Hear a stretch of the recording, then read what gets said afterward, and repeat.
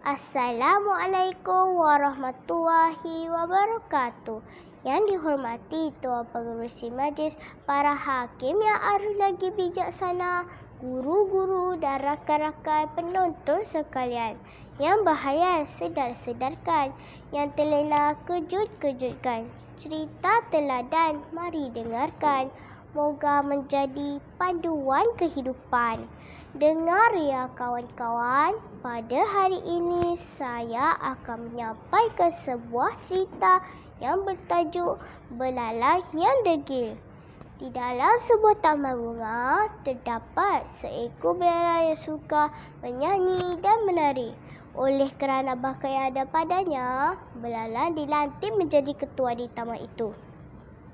Setiap hari, belalang akan bermain, menyanyi dan menari bersama kawan-kawannya.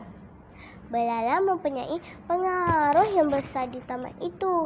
Belalang akan mengenakan syarat sekiranya kawan-kawan lain ingin tinggal di taman itu dan bersukaria bersama-sama dengannya.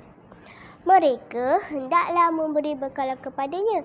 Jika tidak, mereka akan dipulaukan dan tidak dipedulikan. Ramai yang kecewa dan takut mendekati taman itu.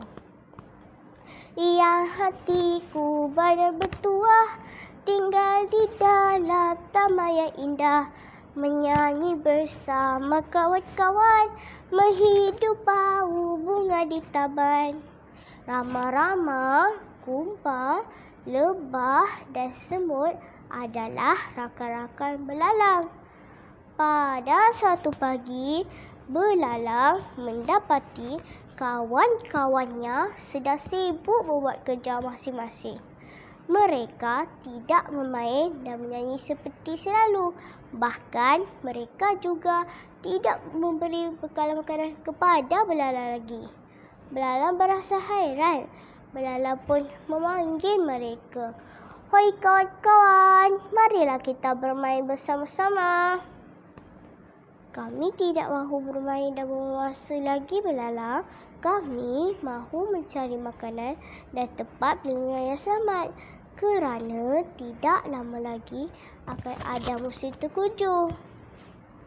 "Musim tengkujuh? Ha. Mana ada musim tengkujuh?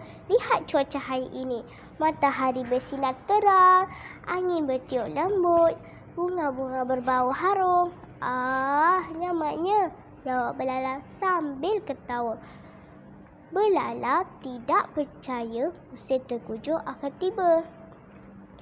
"Marilah belalang, kita sama-sama mengumpul makanan dan bawa ke tempat selamat."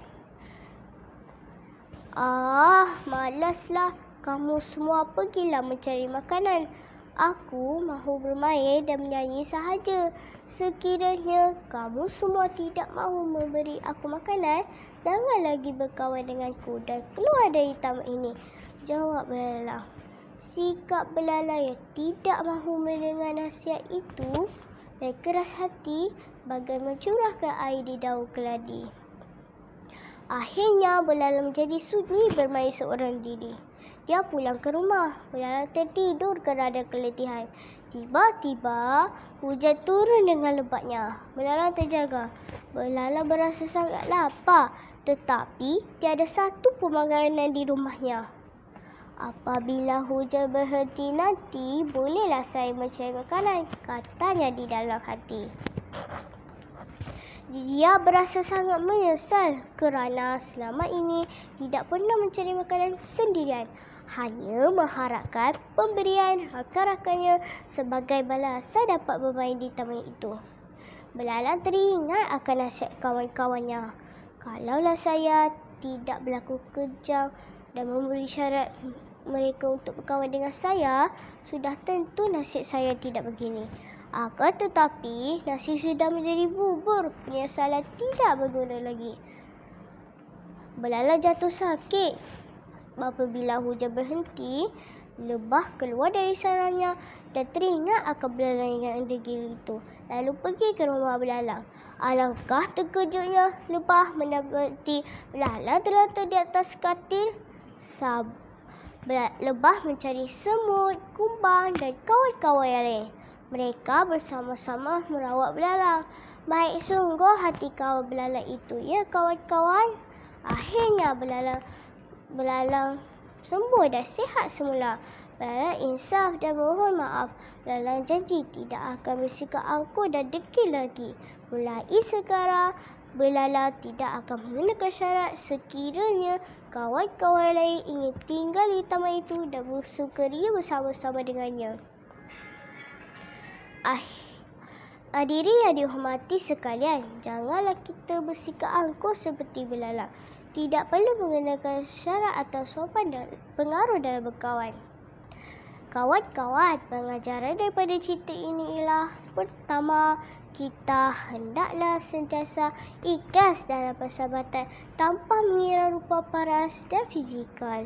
Kedua, kita perlu mendengar nasihat sesiapa saja yang membawa kita ke arah kebaikan. Ketiga, amalan rasuah atau memberi suapan membinasakan diri. Sampai di sini sahajalah cerita saya. Yang baik kita jadikan teladan, yang buruk kita jadikan sepadan. Wabillahi taufiq wa hidayah. Wassalamualaikum warahmatullahi wabarakatuh. Sekian, terima kasih.